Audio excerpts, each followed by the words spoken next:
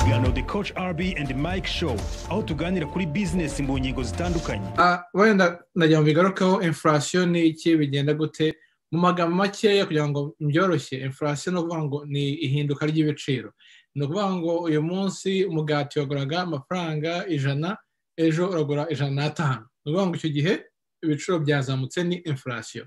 None ejo y'umugati uvuye ku 100 ukajya kuri 89 deflation, right?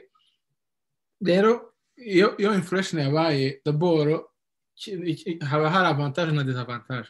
Nuvuga ngo iyo wabitse amafaranga mu butunzi butimukanwa nk'amazu ubutaka, inflation ikaza, icyo gihe uriramo. Iyo ufite ibintu nk'imbaho cyangwa se ufite amatafari, ibikoresho by'ubwubatsi, icyo gihe inflation ikugira akamaro cyane. Nk'ubu ngubu turimo kubaka, iyo ndebye nko mezi 6 ashize kuko inflation ahangaha yasaze, essence yazamutse, ibiryo byazamutse, ku buryo usanga nk'inzu mu mwaka ushize mu kwa 9 twubakiye 800,000, ubu ngubu biri kuri miliyoni. Niyo ngo inflation imeze gutya irazamuka. Rero niba ugiye gushyira amafaranga muri banki kuko ngo bakungukire baguhe inyungu, ni byiza ko utangira kumenya inflation mu Rwanda imeze gute, iri kuhihe percentage kugira ngo umenye nawe agiye kuguha inyungu, mbese urahomba cyangwa urinjiza. So cyaro nakoze nafunguye World Bank urumva nireba niba ifite amadone ku bijyanye na finance afatika atajijinganya. So nazo rero ndeba amadone ya World Bank itanga inflation mu Rwanda imyaka kuva muri 67 kugera mu mwaka wa 2019.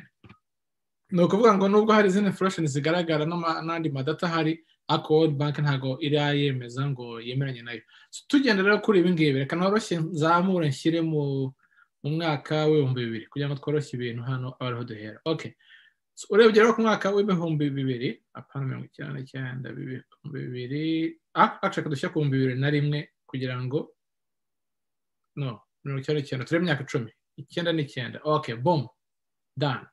Alright, tugiye kugendera ahangaha abariho turebera. So urebye rero ku bijyanye na inflation, urabona ko ahangaha hari nk'igihe yazamukaga ikagera kuri byari 3.9 mu mwaka wa 2000, irongera amanuka ijya kuri 1.9, irazamuka ijya kuri 12, ndetse igiye kuzamuka igera kuri 15. So impamvu rero ari ngombwa kumenya inflation no kwisobanukirwa no kuyikurikirana ni iyihe? Nuko niba inflation yazamutse kabiri kuri 15, mortgage n'urugero nujya gufata inzu, umwenda wa mortgage, inflation kabiri kuri 15, interest zaba ziri kuri ziri hejuru cyane no ku 20 na kangahe. Ariko no inflation yamanutse ikajya kuri 0.3, icyo gihe bakagombye kunegosiya neza kubera ko uzi yuko amafaranga arahari kandi kuri makeya. Nuvuga ngo icyo gihe niba urimo kuguza uraguza kuri makeya. Ariko niba urimo kwinvesta cyangwa uguriza cyangwa urimo kugura nk'ubutaka ushaka kuzagurisha cyangwa amazu, ibintu nk'ibyo, ntabwo ari byiza kugurisha inflation iri hano iri hasi. Niba ufite inzu ushaka kugurisha, niba ufite ubutaka ushaka kugurisha, niba ufite ibintu by'agaciro ushaka kugurisha kandi uzi ko bikenewe muri society, ntuzabigurishe hano, ahubwo uzabigurishe byazamutse, inflation yazamutse. Niyo mpamvu rero ugomba kwita kuri inflation cyane kuko ni determina niba homba cyangwa wunguka muri society. Nubwo uzamenya niba ibintu ushaka kugurisha, igihe urimo kugurisha ugure inflation yazamutse, igihe ushaka kugura ugure hari deflation. So inflation deflation mu yandi magambo. Icyiza rero ni iki? Nuko u Rwanda nahoze ndeba, urebye neza urasanga ko kuva mu mwaka wa 2012 inflation uko yamanutse igatangira igenda ikomeza ijya hasi. Nicyo cyerekana ko economy yatangiye gukomera mu gihugu. Urabona ahangaha byagara 12, 15, 12, urabona ko yari maze igihe iri hafi hagati y'8 n'10.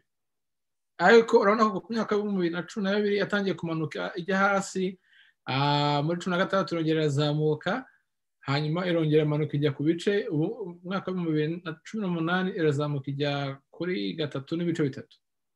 Urabona ko rero itangiye kugera inflation dufite mu Rwanda itangiye kujya kuba compare n'ibihugu bya hanze nka muri Canada, usanga turi ari 3, 2, 4 muri Etats-Unis nuko bameze byerekana rero economy yatangiye right itakijegera cyane kugira ngo wumve ukuntu ibintu bifite akamaro cyangwa aho economy yacu iri mu Rwanda ndagira ngo wereke urebe nka inflation muri Africa so nashyize amanga muri statista ukompaye u Rwanda n'ibindi bihugu bitandukanye byo muri Africa nk'uyu munsi Sudan inflation yayo iri ku 197 no kuvuga ngo amafaranga yawe niba uyinvestishije mu nzu wayigurisha ntihungukije 97 urahombye niba washyize muri banki ntikungukirije 97 urahombye urumva ko gihe nyine kaba kabaye rero niba ushaka kumenya ni gute u breaking even n'amafaranga yawe breaking even nuvuga ngo uri kuri zero ntiwahombye cyangwa se ngo wunguke ushaka kumenya umurongo ugenderaho rero ugendera kuri inflation na deflation kuvuga ngo niba mu gihugu inflation ari 3% ngomba kunguka nibura minimum ya 3.1%.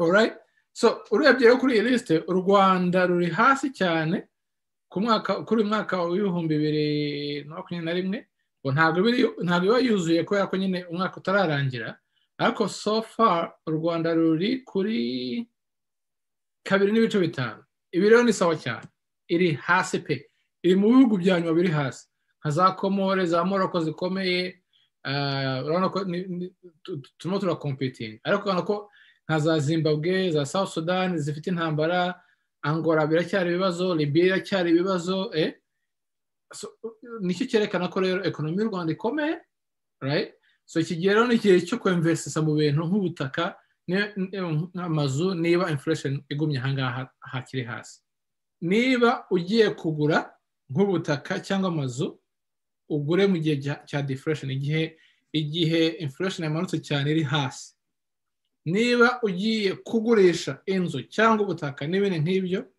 ugurishe yamaze kuzamuka nibwo uzamaximiza inyungu yawe kandi noneho turebye dusubiye hangaha tukareba kuri iyi shema reka dusubiraho turebe uko bimeze urebye kuri iyi statistique ahangaha urabona ko buri myaka 2 hari changement nko kuva muri mwaka wa 2014-2016 urabona ko ntabwo byazamuka cyane ariko 2013 birazamuka iva kuri 2.5 irazamuka ijya kuri 7 ijya ku 8 hanyuma nyuma y'imyaka 2 irongerera amanuka irangije itangira kongera kuzamuka urebye ahangaha 2010 ku 2012 nako yarazamutse cyane hama hagati ya 2012 irongera amanuka cyane right so no kuvuga ngo rero hari ibyo bita pattern mu cyongereza mu kinyarwanda kuvuga ngo ibintu ubona ko bigenda bigaruka iyo byisubiramo